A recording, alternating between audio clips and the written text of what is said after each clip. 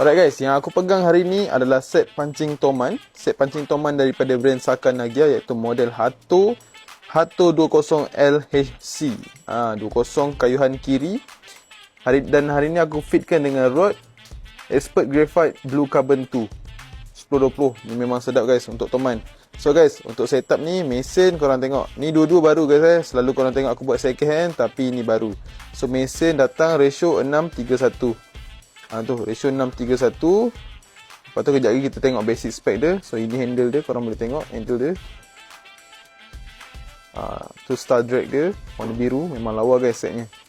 Lepas tu dia punya thumb ni korang tengok. Thumb dia memang kasar lah, senang korang nak thumb. Itu mesin. Tu luaran dia, kita tengok basic spec dia pula guys. Untuk basic spec dia, dia punya berat 295 gram. Ball bearing dia ada 12+1.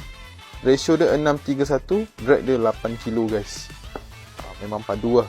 Mesin ni guys, kalau korang beli pun harga dia nak dekat 600 lebih, 700 juga. Mesin saja. Tapi sebabkan korang hari ni aku buat offer, korang jangan risau. Boleh je tawar-menawar. Harga boleh nego. So untuk rod pula guys, rod ni memang sesuai sangat lah korang nak buat main toman. Pasalnya rod ni 6 kaki 10-20. Ni Blue Carbon 2 paling baru. Dia 2 piece center joint sambung tengah. Dan untuk features rod, dia ada IM8 carbon, TOS dan juga 3G+. Itu 3G+ punya wrapping. So blank menggunakan IM8 carbon. So mesin untuk rod pula guys, rod dia datang dengan warranty. Korang jangan risau, rod ada warranty dan cincin dia dari bawah sampai atas semua menggunakan Alkanite ring. Memang padu lah.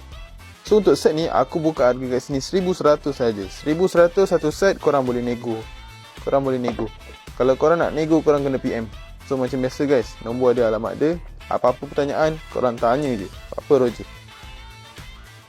Dan kami juga menerima track and race dan road. Sekian, terima kasih.